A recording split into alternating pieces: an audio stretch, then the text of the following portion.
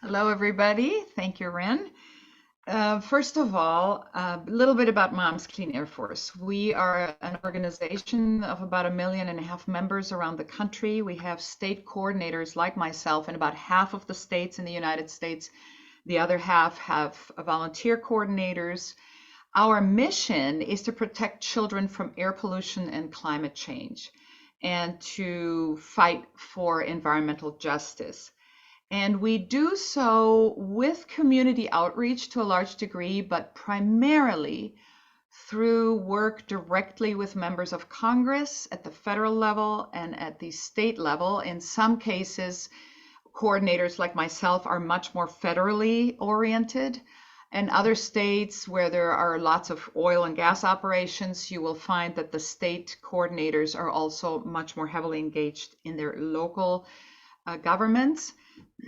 And then the second branch with which we work a lot at the federal level is the Environmental Protection Agency. We are in constant contact with the Environmental Protection Agency about certain issues that come up, proposals, concerns.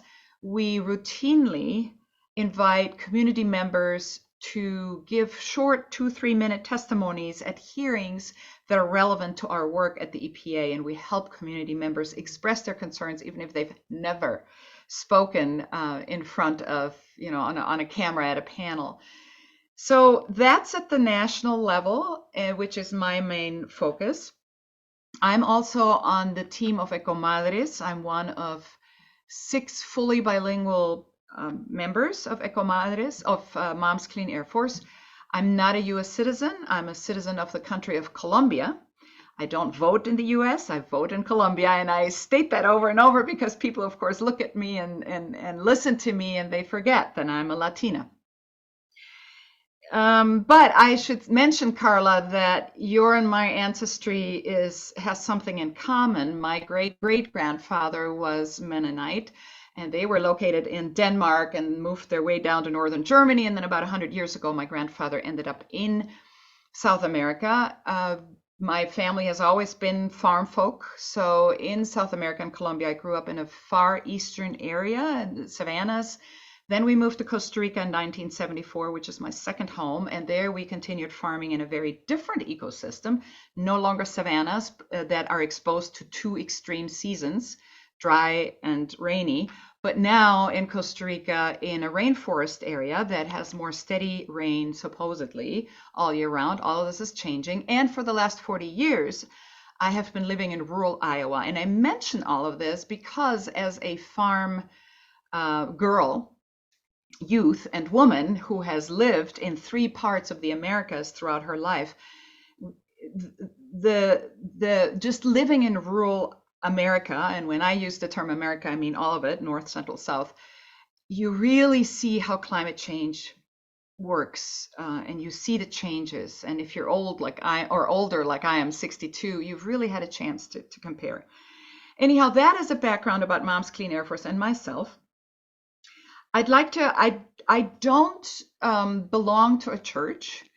I I was brought up as a child in a Protestant Lutheran, more or less that context, but we were living in the country. So there was never church. There was no electricity. There was nothing. There was no town nearby.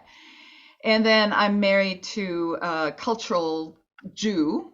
He does not go to church, to temple.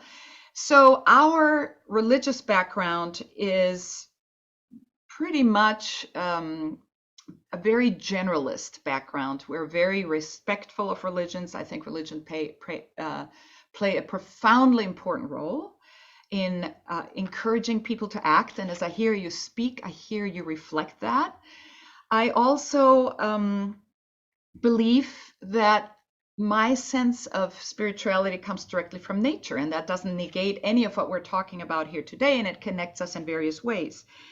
But my sense of connection with nature, again, comes from rural settings where I see people work the land, where I see people be exposed to the elements. And that, to a large degree, means Latinos in all of the places that I have lived, Central, South, and the United States. And that's one thing I'd like to pivot to in the second part of what I would like to talk about. The first part is children. I think we all agree that we're concerned about our children. I have 3 adult daughters who've decided not to have children, not only because of climate change concerns. They just feel generally that the world is a mess and that their constant level of stress does not temperamentally allow them to be the parents that maybe I was still enjoying the luxury to be.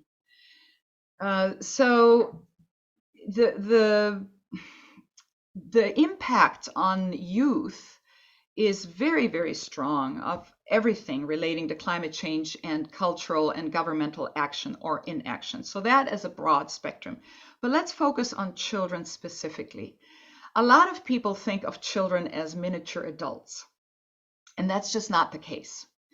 Children biologically are very different from adults. So everything that affects adults affects children in a different way, and typically in a much more intense way. And this begins before the child is even born. So the effects of climate begin in utero.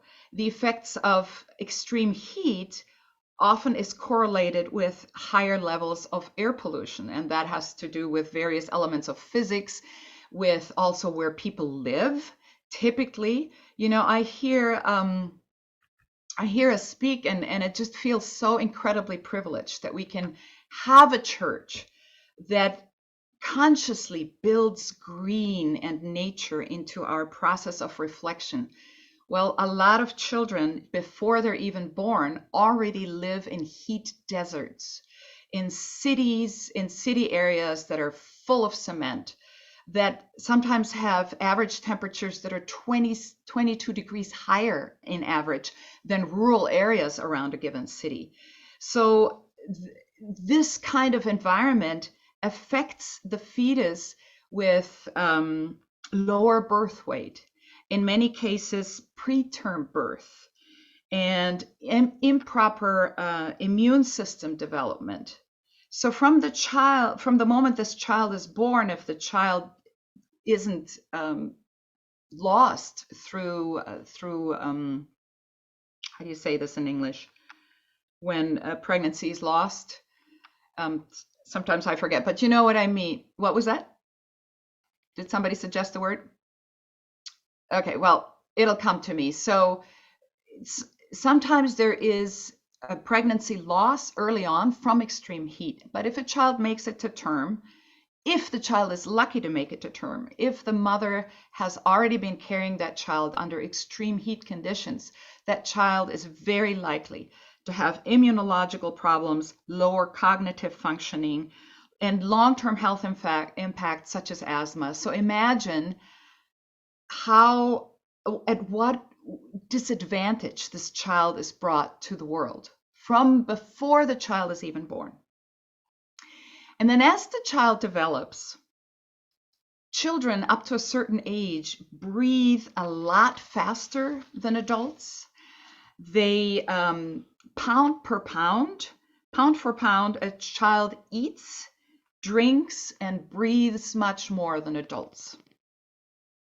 So again, we're burdening children just because of how their metabolism works, doubly, triply, with whatever we're burdening ourselves and others through inaction and through what we have managed to create in our world. And normal biological processes may be disrupted through chemicals that build up, especially in the heat. Brains are affected, reproductive systems are affected after birth as well. And babies and children, as I mentioned, breathe faster than adults. Think about this. Children breathe about 40 times per minute, and adults breathe about 12 to 20 times per minute. So if they're playing outside, they're inhaling heat a lot faster than adults. Their thermoregulatory system is not well developed. We know that children often get so distracted with what they're doing, they're not paying attention to how they're feeling, and they often aren't trained yet in identifying physical signals So what hurts us as adults, in terms of heat stroke, in terms of just dangerously high temperatures that start hurting our inner organs, those things can happen extremely suddenly and quickly with children and lead to life-threatening situations. So I think it's very, very important to keep in mind that children are not miniature adults, and measures that are meant to protect adults we need to be doubly aware of whether those measures are sufficient for children who have been born and for fetuses who are still being carried. And I mentioned heat islands in cities. This is often people who cannot afford living in housing with greener, more open areas, often are also by default exposed to heavier traffic. They're inhaling particle pollution. This particle pollution is 30 times less thinner than the diameter of a human hair. It can't be seen. It gets inhaled. It goes through the placental barrier. And so now they're also not just overheated in the womb, their bloodstream is being contaminated with fossil fuels particles that are so small that they're now doubly damaged, their internal organs. Oftentimes also, these pregnant people carrying babies under very extreme conditions don't have the money to pay for air conditioning. Maybe many times, if we're talking to Latinos, and I'll pivot to that in a moment, they don't even have health insurance. They don't know where to turn if there's something wrong with their pregnancy. They just kind of say, well, don't move and hope for the best, but they don't know how to reach out to healthcare systems, or they're afraid, depending on what their immigration status is. So the inability to cool off at night is really critical, both for children as it is for fetuses, for the mother's ability to cool off at night while she's carrying the fetus. Allergens are increasing because of increasing heat. And since we're already bringing to this world children with the effect of health issues stacked against them since before they're born, now they're also exposed to more allergen, and many of them are already born with weakened lungs. And then I know somebody else is going to talk about mental health impacts after me, and I'll wait to maybe make comments or raise questions, but the mental health impacts of extreme heat are numerous and extreme in themselves, in and of themselves. It impacts how children learn. So if children from lower income communities are already disadvantaged by so many circumstances, now they go to school, the school doesn't have money to cool the school properly. Now they're having lower test scores because they can hardly focus on what they're learning, on what they're doing. They can't sleep at night. They arrive at school tired. So it just the domino effect gets building and building, starts building and building. That specifically as far as children. And now I'd like to pivot briefly to Latino workers, which there's about 60 million Hispanics. And when I say Hispanics, I mean all the identities. I'm a Latina. I'm also Hispanic. A lot of Latinos do not consider themselves Hispanic, and it gets complicated. So any identity of Latinos, and we're very multifaceted, we're very diverse culturally, linguistically. In total, there are about 60 million of us. That's about 18% of the population. And of those, about 3 million are farm workers. And then add to that outdoor workers. When you drive around in Iowa, a lot of the people working outdoors in the extreme heat are Latinos. In some areas of this country, a lot of them are women, and a lot of them are pregnant women. And remember what I just said about extreme heat and the effect on fetuses. But what's really astonishing is that about 500,000 children, Latino children, are outdoor workers. They might be forced to work after school on weekends. Sometimes they skip school because something needs to be finished on the land. So think about that and what the effect is. And Latinos are, as outdoor workers, any outdoor worker of any cultural or ethnic background is 30 35 times more likely to die because of heat than anybody else in this country. 35 times more likely to die from heat alone. And that is simply because biologically, humans are not built to deal with temperature extremes. We do not do well. Literally, our inner organs start to degenerate, fall apart in the heat. And so this extreme heat among Latinos and other outdoor workers is not only physically dangerous, but if the employer is conscientious enough to give the outdoor workers enough resting periods, enough recovery periods, provide the gear that they need, the water and other water, ideally also with electrolytes. I mean, if let's just assume ideal working conditions, and unfortunately a lot of employers do not take the physical needs of their outdoor workers into account. The body, as it gets overexerted from heat, leads to missed work days. So now we're domino affecting into loss of income. And that may put more pressure on people to work past their safety point, for them to ignore how their bodies are feeling, and for them to put themselves into a life or death situation. And again, this can include child farm workers. I talked about the urban heat islands. A lot of outdoor workers, they're done from their exhausting work, and then they go home and they work in an urban heat island, and they may not have enough money to cool down. And that then leads to the healthcare issues that I already mentioned. So all of this is linked. I want to go back to something that my two brilliant predecessors on this panel have said. Green spaces and healing, again, the privilege of having that, and how we can use that to spread healing to community members if we have that privilege. You know, can we find out who doesn't have that privilege and reach out to them? And I know that your churches are very cognizant and aware of that sort of thing. I loved this idea of rituals and celebrations in